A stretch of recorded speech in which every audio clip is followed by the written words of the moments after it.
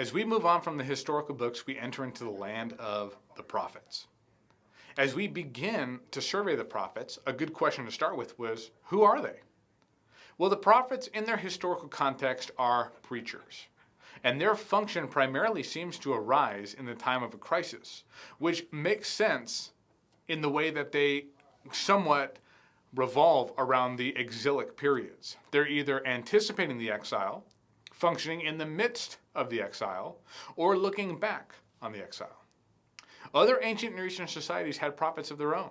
The Mari tablets bear witness to this. But in many ways, they did not function in the exact same way that the prophets did of the Old Testament. When we talk about the prophets, we usually speak of prophecy in two major veins, which would be pre-classical prophecy and then classical prophecy. Pre-classical prophecy is that which is not necessarily written by the prophets or in the name of the prophets themselves. Elijah, Elisha, prophets of a previous time in the monarchy are pre-classical prophets. But when we get into the books, Isaiah, Jeremiah, Ezekiel, these are our classical prophets. Furthermore, the prophets are, prophets. But they are not just foretellers. There's so much baggage in English when we hear the word prophecy. Prophets are just as much, if not more, about forthtelling, F-O-R-T-H, as they are about foretelling. Foretelling is looking into the future and predicting what will happen.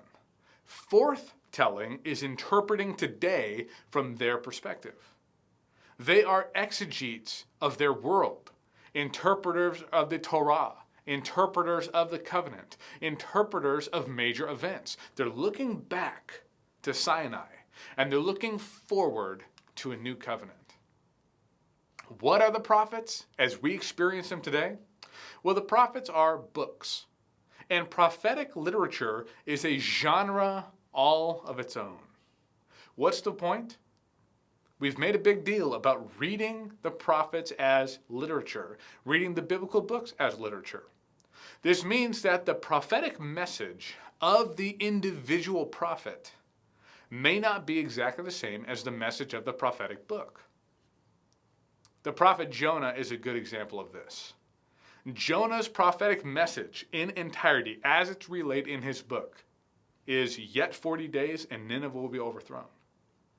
But that's not the theological thrust of the entire book. We're reading on two fronts here, the historical character and the book.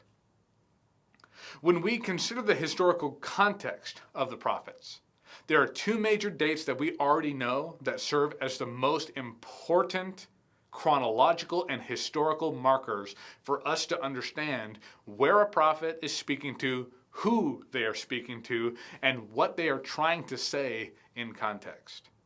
The fall of Israel in 722 to Assyria and the fall of Judah in 586 to Babylon serve as those two buoys by which we understand the historical context for the prophets. Anything that takes place before the fall of Israel is pre-exilic period. In between the fall of Israel and the fall of Judah is the exilic period. And then after the fall of Judah is the post-exilic period. Why does this matter? Well, the earliest of prophets are already dealing with the split monarchy.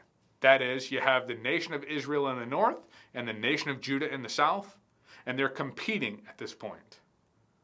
The prophets pre-exilic are primarily speaking to northern Israel and saying, you shape up, turn back to God, or else there are going to be significant consequences. After the fall of Israel, those exilic prophets, Micah, Jeremiah, Habakkuk, and others, are specifically saying, hey, I told you so, Israel, and watch out, Judah, because there's another exile coming. The post-exilic prophets, those whose ministries were after the fall of Judah, are basically saying, I told you so again, Judah. And they're looking forward to a future where God will establish the kind of righteousness and the kind of covenant that his people have never been able to keep on their own. So take a minute and think, consider, and reflect, primarily on this question.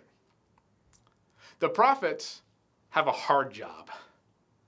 They have to go to a group of people and say, you are being rebellious, you are being sinful, and you are not following God. Change your ways and uphold your side of the relationship that God established with your people. For that reason, the prophets were violently persecuted many times. What do you think it would have been like to be a prophet?